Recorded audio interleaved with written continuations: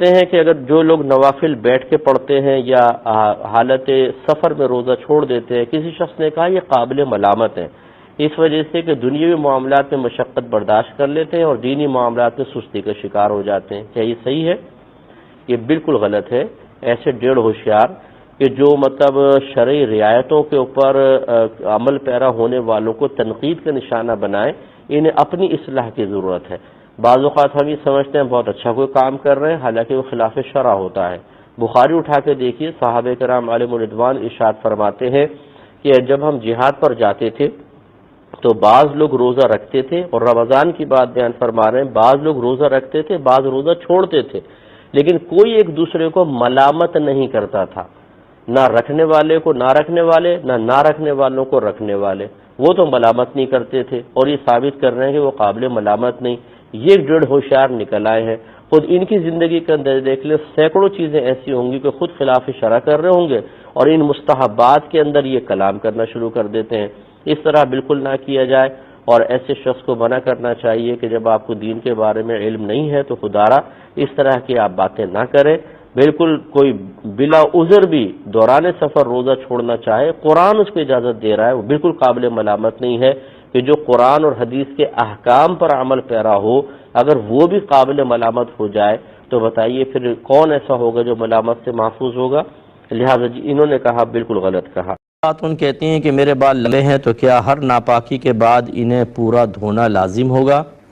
جی ہاں بالکل بہن، پورا دھونا لازم ہوگا، ایک ایک بال کو دھونا لازم ہوگا۔ ہاں اگر عورت کی مینڈیاں بندھی ہوتی ہیں،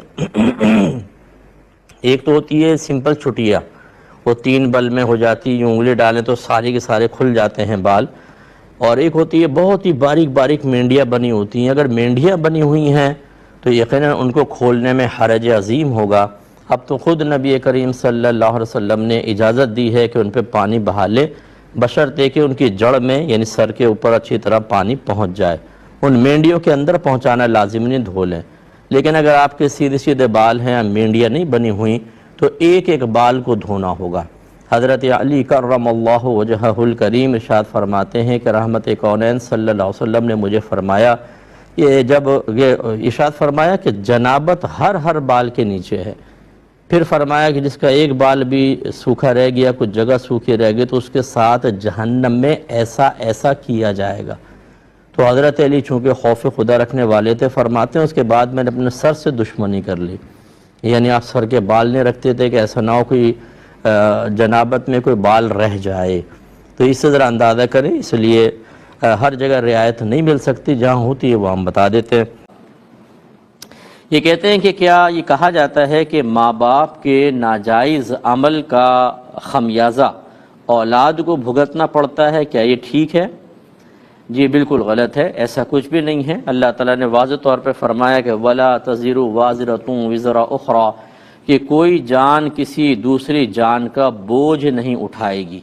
یہ میدان محشر کی بات ہے کہ وہاں کوئی جان کسی جان کا بوجھ نہیں اٹھائے گی۔ تو جو چیز میدان محشر میں اللہ تبارک و تعالیٰ عدل و انصاف بیان فرما رہا ہے، وہ ایسے نہیں کہ دنیا کے اندر بدل جائے اور بے انصافی یہاں معاذ اللہ ہو جائے، نہ وہاں کوئی جان کسی جان کا بوجھ اٹھائے گی نہ یہاں۔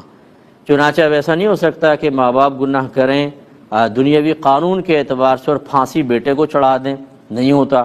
تو جب یہ دنیاوی قانون ہماری عقلیں کہتی ہیں کہ یار ایسا نہیں ہونا چاہیے، غلط ہے، سوچئے کہ پھر اللہ تبارک و تعالیٰ کی جانب سے کیسے ہو سکتا ہے کہ قصور کرے ماں باپ اور سزا اولاد کو مل جائے؟ یہ تو ظلم ہے، ایسا نہیں ہوگا، اور اللہ تعالیٰ ظلم سے بالکل پاک و صاف ہے۔ لہٰذا یہ ہماری سوچ ہوتی ہے کہ مثلا ماں باپ نے کسی کے ساتھ برا کیا، کسی کو طلاق دلوا دی، یوں سمجھ لیجئے، اور اپنی بیٹی کو طلاق ہو گئی، تو لوگ کہتے ہیں دیکھا نا تم نے کیا تو اس کا خمیازہ بیٹی کو بھگتنا پڑا۔ ایسا نہیں ہے، اس کا اس سے کوئی تعلق نہیں ہے، وہ علیحدہ ہے، یہ اپنا معاملہ ہے، یہ لڑکی کو دیکھنا چاہیے اور دیگر معاملات کو دیکھنا چاہیے، لیکن ایسا نہیں ہوتا ہے کہ سزا ان کو ملے۔ ہاں جیسے میں نے عرض کیا کہ ہم اپنا خود ہی کنیکشن ملا لیں، اگر کوئی گناہ گار یہ سوچے کہ دیکھو میں نے برا کیا اس لیے میرے ساتھ برا ہوا، چلو یہ ایک اچھی بات ہے کہ اس کو توبہ کرنے کا موقع ملے گا، وہ شرمندہ ہوگا، وہ نادم ہوگا، وہ اللہ کی بارگاہ میں رجوع کر سکتا ہے، لیکن ہم اس پر حکم لگا دیں کہ جی اللہ نے کیا ہے اس وجہ سے کہ آپ نے کسی کے ساتھ برا کیا تھا، کیا دلیل ہے آپ کے پاس کہ اللہ تعالیٰ نے کوئی وحی نازل فرمائی ہے؟ عقلاً تو میں نے ویسے سمجھا دیا، اور اگر کوئی ایسی بات ہوتی معاذ اللہ ثم معاذ اللہ کہ اللہ کی طرف سے کوئی وحی کا یہ الہام کا سلسلہ ہوتا، اور الہام بھی اتنا پرفیکٹ کہ آپ سمجھ جاتے کہ اللہ کی طرف سے، تو پھر بھی کوئی بات تھی۔ ہم خواہ خود ہی کریکشن میں لاتے ہیں۔ اس لیے اچھے طرح یاد رکھیں کہ ماں باپ کے گناہوں کا وبال اولاد کو اس طرح نہیں ہوتا کہ اللہ تعالیٰ اس کی سزا اولاد کو دے۔ ہاں اثر پہنچ سکتا ہے، مثال کے طور پہ باپ شرابی ہے، بچے نے دیکھتے دیکھتے اس نے بھی شراب پینا شروع کر دی، اب ہم یہ کہیں کہ دیکھو تمہارے عمل کا خمیازہ اولاد بھگت رہی ہے، یہ تو ایک ہو سکتا ہے کہ بھئی ٹھیک ہے تمہارا برا عمل تھا، اس کو دیکھ کے بچے نے کیا تو ایسا ہو گیا، لیکن اگر اس کو اللہ کی طرف منسوب کر دیں کہ گناہ آپ کریں اور سزا اللہ تعالیٰ اولاد کو دے دے گا، یہ بالکل نہیں ہو سکتا۔ جو ایسا سمجھتا ہے وہ غلط کر رہا ہے۔